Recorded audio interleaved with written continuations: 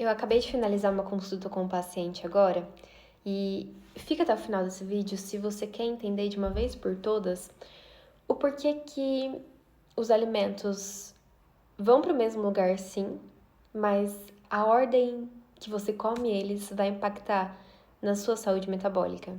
Por que eu falo isso? Porque tem muito paciente que chega pra mim fazendo alguma pergunta e acha que é uma pergunta muito boba, acha que é uma pergunta besta, que não deveria ter perguntado antes. E a pessoa ela acaba não aprendendo antes e não tendo os resultados que ela gostaria antes por conta dessa pergunta que ela achou boba de ser perguntada. Hoje, em uma consulta, eu fui explicar para um paciente o porquê que era muito importante que ele seguisse uma ordem na hora de comer determinado alimento, principalmente no café da manhã, no almoço, que são ali as quebras de jejum, o jejum fisiológico noturno e onde a gente tem ali um aporte nutricional maior, a gente deveria pelo menos ter um aporte nutricional maior, que são as nossas principais refeições ali do nosso dia. Ao longo do dia, né, conforme for passando, café da tarde, janta, a gente vai diminuindo essas quantidades e nem sempre tem tanto nutriente assim nessas outras refeições. Então a gente coloca uma grande quantidade de alimento e de nutrientes maior nessas refeições, nessas duas primeiras.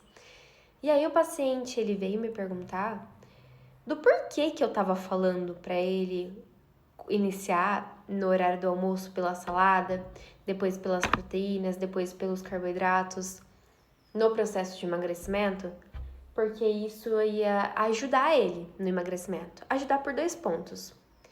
Primeiro, por conta do impacto metabólico, que essas comidas ao cair no nosso estômago e nosso sistema digestório, elas influenciam. E segundo, por conta da saciedade. Só que daí esse paciente, ele veio me perguntar, tá, mas a comida não vai tudo pro mesmo lugar em questão de segundos, em questão de minutos? O que isso influencia? Aí eu falei, olha, tem uma coisa que a gente chama de impacto metabólico. Existem alguns alimentos que eles têm sim um índice glicêmico muito grande. E se você inicia comendo esse alimento e você tá com o seu estômago vazio, consequentemente, o açúcar que esse alimento vai gerar dentro do seu sangue, dentro da sua corrente sanguínea, ele vai ter um impacto muito grande. Por quê? Porque o nosso corpo ele entende assim, todo alimento, ele vai consequentemente virar o açúcar ali, né? Ele vai ser transformado em fonte de energia ou ele vai ser encaminhado para algum lugar do seu corpo, alguma função específica dele. A gente teve aqui as aulas sobre carboidrato, proteína e gorduras.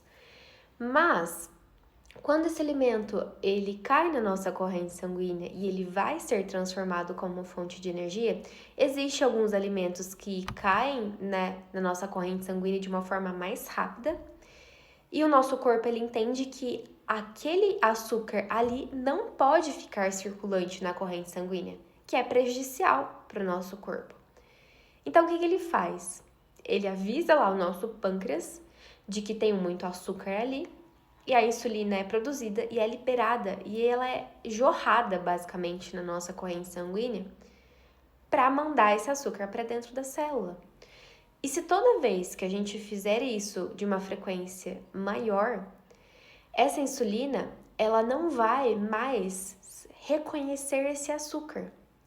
Ou seja, a gente pode não estar comendo nenhum alimento que tem alto índice glicêmico, mas essa insulina ela não vai conseguir identificar que não tem mais o açúcar ali na nossa corrente sanguínea. Isso eu tô falando pra você, uma pessoa que ela tá inflamada, uma pessoa que ela tem ali uma maior predisposição de ter essa resistência à insulina, tá? Isso a longo prazo é um grande problema. Isso a longo prazo, e até mesmo curto prazo, tá? A gente tem ali os sintomas que acarretam a isso, quando acontece isso de uma pessoa, que logo ela tem assim uma euforia, logo depois que ela come ela tem uma queda de energia. A gente tem alguns sinais quando a gente identifica que a sua insulina está disfuncional e a sua glicose também está disfuncional. Por quê? Porque as duas não vão entrar com qualidade para nossa corrente sanguínea. E isso só vai acontecer especificamente quando a gente está falando sobre carboidratos refinados. O que são carboidratos refinados? São carboidratos que não têm uma fonte de fibras ali inclusa nele. Exemplo, pão, o arroz, o branco, tá? A gente tem ali um pouquinho no arroz integral, mas é pouquíssima coisa. A gente tem ali também batata, muitas das vezes. Todos os carboidratos que perderam as suas fontes de fibra ou que não têm uma fonte de fibra, eles consequentemente vão se tornar um alimento de maior índice e maior pico glicêmico. Só que quando a gente come uma fonte de fibra antes, ou quando a gente inclui até mesmo uma proteína, a proteína ela estimula sim a insulina, mas qual que é o ponto da proteína diferente do carboidrato? O ponto da proteína é, por conta dela ser de difícil digestão, por conta dela ser uma molécula maior e ser dificultada para ser quebrada, ela cai menos rápido na corrente sanguínea, diferente do carboidrato. O carboidrato ele cai mais rápido. Por quê? Porque a molécula ela é fácil de ser quebrada, ela é fácil de se transformar em açúcar, entende? Então, quando a gente come as fibras, depois a proteína e depois o carboidrato, quando esse carboidrato ele vai entrar na nossa corrente sanguínea, ele não vai sofrer esse efeito. Por quê? Porque já tem coisas antes que quebraram esse impacto quando o carboidrato caiu ali na corrente. Nosso corpo ele já está digerindo as outras coisas e está dificultando o carboidrato de chegar dessa forma grande e rápida com esse efeito dentro da nossa corrente sanguínea. Conseguem perceber? Então esse é o impacto, Camila. Então eu nunca mais vou poder comer uma maçã de tarde. O ponto da maçã é que você está sentindo fome logo depois de comer uma maçã, você pode sim ter uma disfunção intestinal, mas aí é papo para outra hora. Mas o ponto é, então eu nunca vou poder fazer isso? Pode.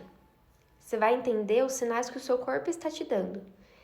É interessante quando a gente fala de emagrecimento, a gente ter ali uma proteína, ter ali uma fonte de fibra para garantir com que a gente tenha essa saciedade, pra gente não ficar beliscando, pra gente não sentir fome logo depois, é muito interessante.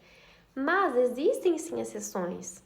Dá pra gente comer uma vez ou outra de uma forma esporádica e conforme o seu corpo ele já for estando mais desinflamado, você já for emagrecendo, o seu corpo ele vai permitir com que você não tenha um impacto tão grande. Agora, uma pessoa que está inflamada, que está com excesso de tecido adiposo, que está ali no processo de emagrecimento ainda, mas que o corpo ele ainda não consegue entender e reverter esses sinais, ele só está no impacto, por quê? Porque já teve muito impacto por muito tempo, ele não consegue ter essa percepção de uma fruta, por exemplo, de uma forma isolada, mesmo que ela tenha um pouco mais de fibra do que um arroz, do que um pão, por exemplo. Mas os carboidratos de forma isolada têm esse poder, entende? Então, esse é o ponto aqui. E é apenas esses dois fatores. E sim, são coisas simples, mas que são coisas que fazem muita diferença quando a gente tá falando sobre o processo de emagrecimento.